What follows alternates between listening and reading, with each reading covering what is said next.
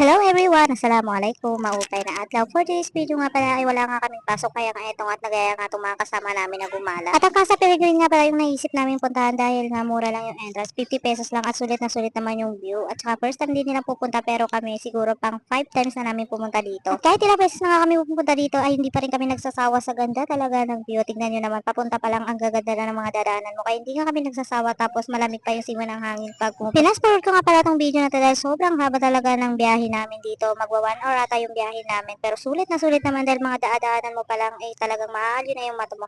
At ayan na nga, dumating na nga kami at sobrang ganda nga daw ng view. Sabi nga nila ay sulit na sulit nga daw yung pagpunta nila. At ayan nga, tumigabang nga sila dahil napagod nga daw sila sa biyahe. At ayan, nag-start na sila mag-picture-picture at ako naman ay binibideo ko talaga yung view na to. Kahit ilang beses na tong na-video, binibideo ko pa rin dahil di nga ako nagsasawa sa ganda ng view dito. Feeling ko nga pag nandito ako ay wala talaga akong problema. Sobrang nakaka-relax talaga. At ayan nga, nagmuni-muni muna kami dyan sa taas ng puno. Sobrang ganda talaga ng view dyan. At ayan na nga, pauwi na nga kami dahil mag-aalas 6 na nga at makabutin kami ng gabi at apat pa naman kami at puro babae pa kami. Pero hindi naman nakakatakot yung pagpunta dito guys dahil marami naman pupunta dito ng gabi dahil sobrang ganda din ng view pag gabi dahil pinapailaw talaga nila. At safe din yung dahil ilang beses na nga pupunta dito at wala naman kami napapansin hindi maganda. Kaya talagang maganda pumunta dito kahit gabi. At ayan na nga, fast forward, nasa mall na nga kami dahil itong kasama nga namin ay titingin daw siya ng cellphone. At pagkatapos nga ng mahabang gala at biyahe at ayan na nga, kumain muna kami bago umuwi ng bahay at yun lang. Thank you for watching!